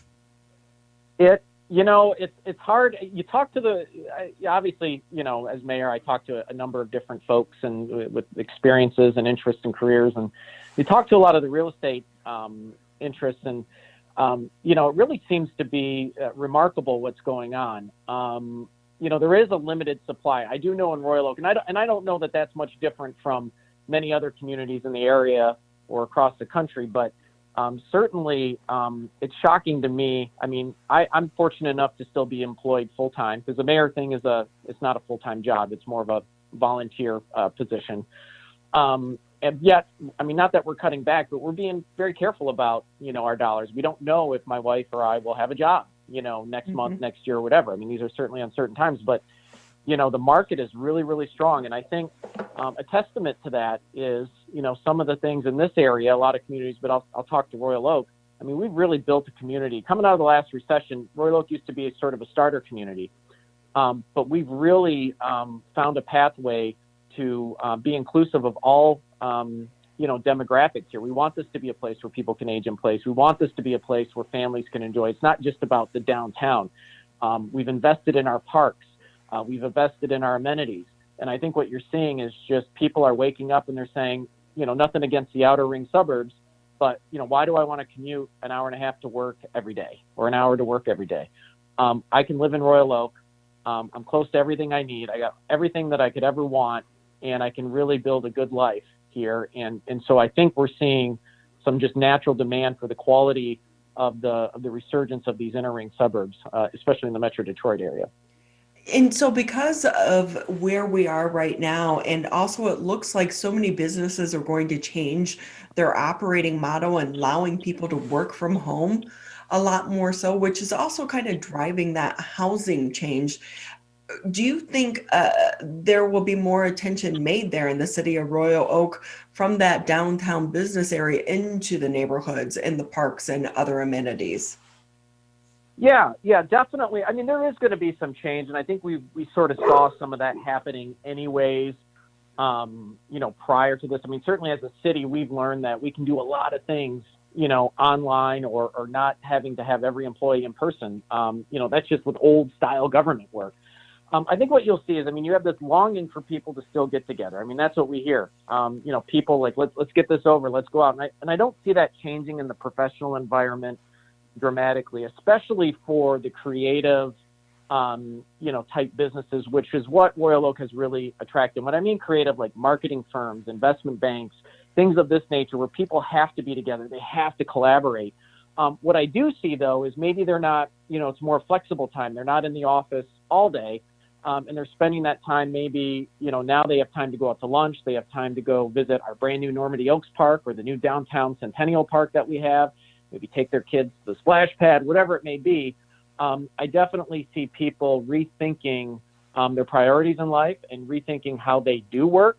And I think this is certainly going to mean that, we got to continue to move forward and make sure we're accommodating those lifestyles to keep, the number one thing is public health and safety. And part of that is making sure you enjoy life. That's a big element of mental health and everything else. That's why we're here, right? I do see some changes, but fortunately for Royal Oak, I think the types of workers or Class A office space we've been able to attract over the last few years really portends itself to, a continuation of folks coming to town, eating. We have the new Henry Ford Health System opening up. That's going to bring like 200,000 visitors to downtown every year. We got a lot going for us, fortunately. By luck or, of course, if it's an election year, by the immense wisdom that, we've had. and so with that, even though we are in the middle of a pandemic, it's not stopping the progress, as you just mentioned, and the big news about Baker College coming to the city of Royal Oak. How do you think that investment in that college is going to reshape or redefine or even just influence the Royal Oak area? Well, I think it really adds to, what OCC has been doing for decades, right? That Royal Oak is certainly a centrally located place. It's a desirable place. I think even for any campus, whether it's OCC or Baker College, having that Royal Oak name, I think is, I don't know how academic nonprofit institutions market that well, but I'm sure it provides, a number of different benefits for attracting and retaining faculty and students. I think certainly it's gonna help. People will come to school, they'll learn, they'll see Royal Oak, they'll have touch points, they'll come from all across the geographic area. I think in the short term, they might grab a coffee, a beer after class, maybe some food, maybe buy some gifts for their spouse or kids. Great. But I think in the long run, what people do when they come to a college for 2 or 3 years or 4 years, they start to build a relationship with the community that they're learning in. And I think in the long term, these folks, as they live in and around the Detroit area, they'll become more comfortable and maybe even move here, start their roots here, raise their families here. And so I think the tradition that we've had for decades of having an academic institution here, I think is only enhanced by, the arrival of Baker College as well. So with that, what is the status right now of that project? Like I think it's called the Civic Center project, because I know the police department is moving and that whole square is really kind of being reimagined and redesigned. What's the status of that, and how did the pandemic impact the progress? Yeah, so the current status is we got the police moved into the new building, which has been amazing. I don't know if you've ever been to our old police station, but it was built in an era and a time. It was advertising in the opening pamphlet. We found one tucked away from like the early 60s that said with asbestos flooring and all this stuff. And it's like, oh wow, this is a great thing to market. And it really wasn't set up for modern day policing. And I think, our officers do a fantastic job here in this community. And I think that, one, they're owed, safe and healthy work environments, but also so that they can do their job the best that they can. And so this building not only saves us money in the long run, by being energy efficient and whatnot, but it also, provides and accommodates a new policing opportunity that for the modern era. So we have the police department moved in. City Hall we've moved into City Hall a number of months ago. So what we're going to do now is we're going to raise the old police station and City Hall. We're moving forward with the Centennial Park this year, so we'll get the park mostly done this year. Probably won't be fully ready until the spring of next year.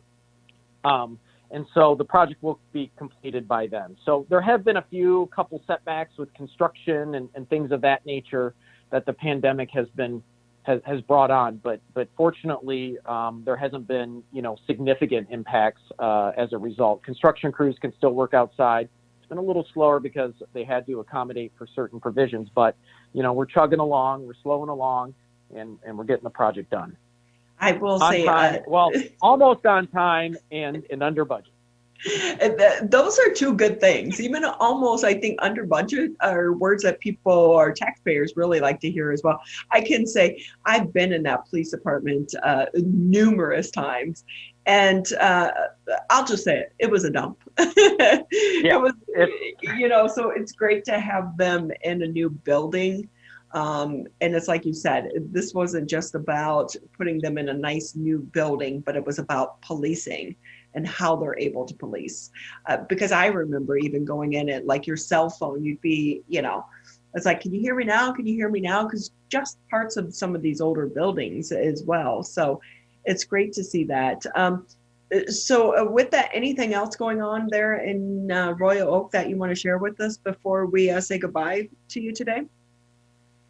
Well, we just look forward to hosting everyone back to our town this summer. I mean, we got to hold tight. We got to hold the line here and get through everyone getting their vaccinations and getting to a point where, not just where it's legally permissible to do the things we love to do, but that, people feel psychologically comfortable to come out and enjoy everything that our community has to offer. We got some really cool stuff planned this summer. It is our 100-year anniversary as a city. So I ask people to check and look at some of the cool things that we'll be doing when it's safe.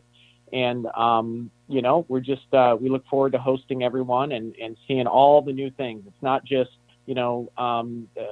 the big projects you hear about. We have a lot of new and interesting small businesses that are offering new things, but also new businesses coming to town every day. And we just encourage people to come out and come see us. So we are, close to Valentine's Day, and I know that Royal Oak is a big destination place for couples and for dinner. If someone hasn't been there in a few months, what will they notice different about that downtown area? I think you'll notice, just like with anything, there's been some transition in restaurants. I think, first of all, you'll notice parking in our parking garage is easy, it's clean, it's free right now.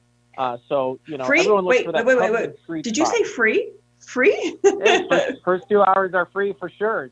Come on in and park, and you don't have to worry about the snow getting on your car. They're well lit. Our garages are conveniently located near all the restaurants. In fact, you'll probably walk less if you park in a garage versus trying to drive around and find. You won't fight with your spouse looking for a parking spot if you just go straight to so it already starts Valentine's Day off on a great note. But we have our restaurants always do features and specials, and you'll find unique non-corporate environments. I mean, one Chef Johnny, he's opened up Alchemy, and that is a new restaurant. We went from Mr. B's kind of pizza and burgers to something really creative and artistic. And, that's just one example of how you may see some changes, same owners, but different changes to menu to really, accommodate, a new path forward. So we have a lot of traditional favorites, and we got some new restaurants and new concepts popping up as well that should be of interest to people. Well, Mr. Mayor, it's great to have you with us. And I want to say, as someone who's paid well more than my share of parking tickets there in your fine city, I'm happy to hear that word, free parking, at least for the first couple of hours. But thank you for taking time to be with us. We so appreciate it. Thanks, Ronnie. Thanks for having me. Take care. Michael Fournier with us here on the Megacast. He's the mayor for the city of Royal Oak. If you haven't been there due to the pandemic, go by and check it out, because it's just as the mayor had said, they have a lot of traditional things, but also some new things as well. And if you are looking for a gift for your sweetie ahead of the Valentine's Day, they have so many unique shops. So you don't have to go corporate. Don't order anything from Amazon. Get in your car, go to Royal Oak, support local, and find yourself your significant other a gift that will mean something to them. We're going to take a quick break here on the Megacast. Just about 20 minutes left in the show, and when we come back, we have a special guest with us talking about from the St. Hugo of the Hills. This is the Oakland County Megacast. Hi, I'm Dr. Faust, the Medical Director for the Oakland County Health Division. The most important thing you can do to prevent the spread of illness is to wash your hands thoroughly and often. Follow these 6 easy steps every time you wash your hands. Step 1, turn on the sink and wet your hands with warm water. Step 2, Apply soap to your hands and lather between your fingers, under your nails, and the front and back of your hands and wrists. Step 3, wash your hands by scrubbing them together for at least 20 seconds. Step 4, rinse your hands with warm, clean water. And step 5, dry your hands with a clean cloth towel, a paper towel, or hot air blow dryer. If you're using a cloth towel, make sure to change it often. For handheld faucets, turn off the water using a paper towel instead of your bare hand. Step 6, if you're using a paper towel, throw it away. Practice healthy habits like washing your hands after coughing or sneezing into them to keep you and others healthy. Go to oakgov.com/health or call Nurse on Call at 1-800-848-5533 to learn more. Michigan, the coronavirus pandemic has put us all to the test. And now it's time to put COVID-19 to the test. As we move forward, testing will be critical. We encourage anyone who has reason to get tested to do so, those with symptoms and those without. If you are leaving home and going back to work, get tested. If you think you may have COVID-19 or you've been exposed recently through family, friends, or coworkers, get tested. Our test locator tool can help you find the right testing site that fits your needs. Even if you're looking for easy access with no cost, no prescription, and no appointment necessary, we've got you covered. Help Michigan move forward, not backward. To find a testing site or learn more, visit michigan.gov/coronavirus test. A message from the Michigan Department of Health and Human Services.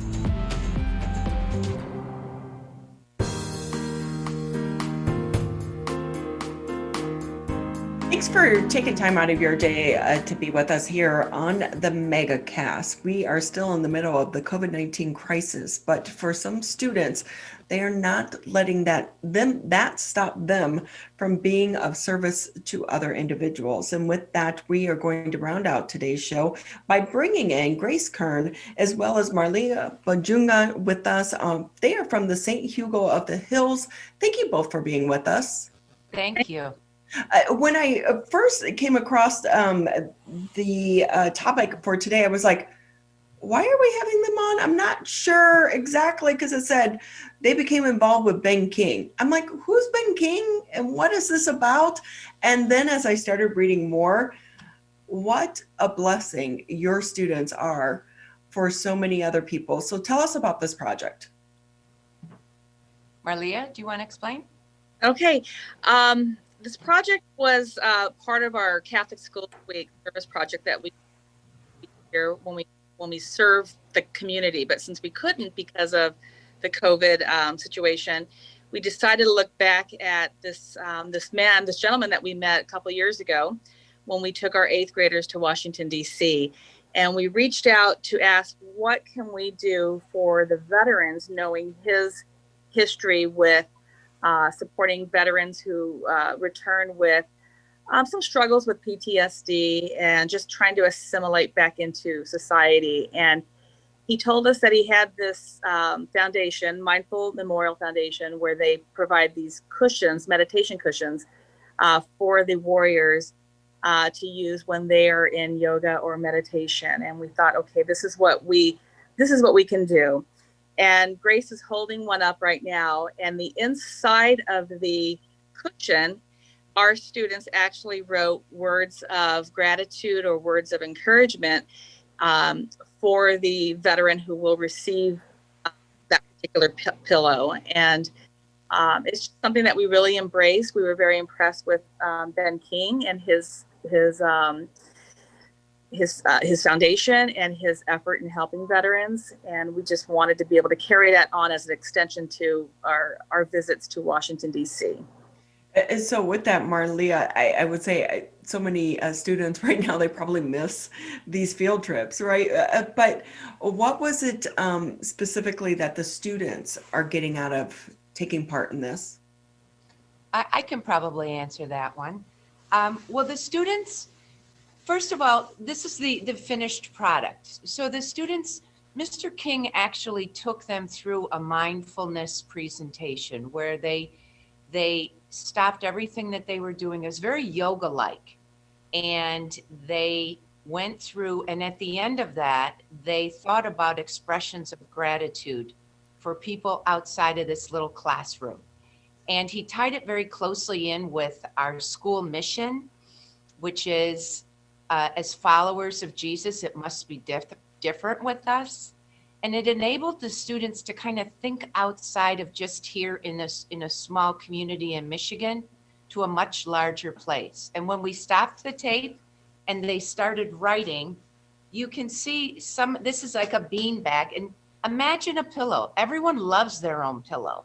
So the kids were really moved by the fact that this pillow was going to be someone who was going through the same meditation process would be laying on it.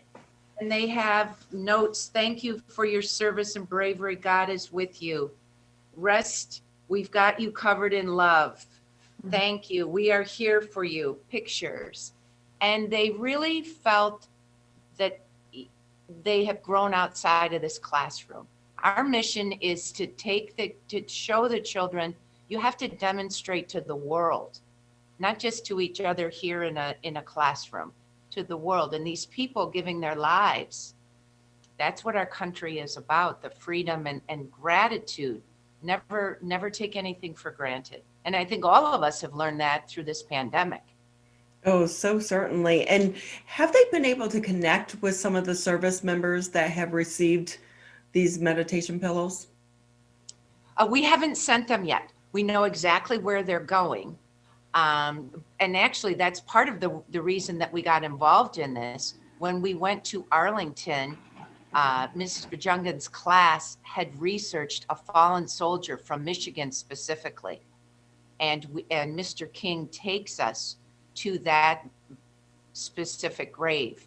And we spend some time reflecting on people from Michigan who have done a service beyond all service for us. And so that for that, if I could throw the conversation back over to you, Marlia, when you talk to the students, what did they hope to get out of this beyond just this one project? Well, we have a couple things going on involved with this project and with our affiliation with our association with Ben King. We have the project that is the extension of our Catholic Schools Week community service and our connection to Washington as described. And then we have the connection, the Michigan veteran, a fallen veteran, where the students will learn about, we researched that veteran's life was like as a civilian and military life, how the veteran was killed. And then they write poems and they write letters to the families to extend it further so that they learn more about what they're doing, and just rather visiting a grave site or hearing a name, they get to know this veteran. And I think that's what they're getting out of this. They're putting a face, family behind just the name. Oh my gosh, and it's got to touch their hearts. What's been the response from some of the family members? We haven't heard directly from the family members. We've done this twice, 2 different years. One family, we had a very difficult time getting. So Ben King was continuing to try to find that family, the surviving member. And then the last one, Heath, who we did last spring, we sent a package to his wife, his widow, and his daughter. And what was really beautiful is that some of our students wrote letters to the daughter, because we did some math and we figured the daughter was probably around the same age as our students. And that made it very real to them as well. And then I think some of the letters went to the parents. So we had like over 50 letters and poems, but we haven't heard directly back. I don't know if Ben King has. Oh, but still, it means so much to the students, but I'm sure it means so much to the family members as well. And Grace, you talked a little bit about, we've all learned lessons during this pandemic, and that the importance of little things in life. When it comes to mindfulness and gratitude, what has that meant, or have you seen some of your students change as a part of this process? Well, you know, Ronnie, we have been in person this entire year. And which that in itself is something to be grateful for, right? And these students are amazing. To have 13 and 14-year-olds that can't hug each other and touch each other, and they're big and their bodies are big, and they understand what they have to do together. And when they worked on this project, they got it. They understood that. They didn't think it was silly. I mean, we had to sit, they sat on the floor, and he took them, rang a bell, and they went through 4 stages of mindfulness, and they totally embraced it. And when they went to write on those pillows, it was very meaningful. And at the same time, they knew, you could just tell they know the world is bigger than themselves. And for a teenager to get that message to a teenager is just so important, because they're our future. And so what goes on in here, the small little things, is just so important, and that they recognize that, and they recognize what others have done. And so with that as well, how are you taking those lessons and trying to connect it to some of the images that they are seeing play out across our country right now? Well, right now we're working on a unit on social justice. And in my 17 years of teaching, the social justice unit typically focuses on the Holocaust. Well, this year I have focused on so many elements, including that, and the idea of what truly is social justice, and how can things in history happen? What was everyone else doing when this went on? And between the pandemic and between our own country and just throughout the world, the things that are happening, it's very real. History is very real. And I think when we go to Washington and we see these historic things and making it become alive for these students, it's big. And we say them, the pandemic, you're going to be hearing about this for years from now. But they're in it, they're living it, and they're realizing that they are a part of history. Very much so. And with that, because you talk a lot about going to DC, have you been able to take some of those field trips? Well, actually, this year our trip was planned for actually the election week. Oh, that would have been, talk about being a witness to history, right? But because of the pandemic in the summer, we had to cancel out. But we do hope to go again. I mean, we do hope that, you know, our travel agency has done wonderful things to try and already start to work with us to move forward, to continue to do this kind of thing. But we feel fortunate that this activity that we did was actually with 6th, 7th, and 8th. So when those 7th graders go in 8th grade, they will have already had a connection with Mr. King and with the, you know, our military. And so we just think that's just so important, to be connected. So Marlia, with that, what field trips do you have planned in the future when we get back to those? Ooh, general or relating to? Just in general, because it's just like Grace said, we're witnessing history right now, and your students are witnessing that as well. And so you've gone to DC in the past. Will you continue that, or will you take them on different field trips? I think for the 8th grade, we will continue to take them to Washington, DC, and always try to make that connection to, as Grace explained, to the history behind that, the buildings there and the place to go visit. We do, you know, we take our 7th graders to the Father Solana Center down in Detroit as a retreat that also connects them to not just the religious, not just a religious retreat, but also to acknowledge the people in our community that's suffering, that the Father Solana Center works so closely with. And I think that's important for them to see a real life connection there as well. But just to kind of piggyback off what Grace was talking about, the children living this pandemic, we all are living history of this pandemic, but the kids have also written what their stories will be when they are adults one day, and they will be sharing they will be primary sources of this information, and what will their story be when they share it with future generations. And they really have a lot to say about this, pandemic and remote learning and being in lockdown and all of these restrictions. And, they've really, they're troopers. They really have endured a lot, and they're handling it quite well and trying to stay as positive as possible. Yeah, they've been more adaptable than some of us as adults. Yeah. Imagine the time capsule, right? Remember when we were kids and we did the time capsule? Imagine theirs. But we want to say thank you to the both of you. We're out of time, but thank you for being with us. We so appreciate it. And that's going to wrap it up for the Thursday edition of the Megacast.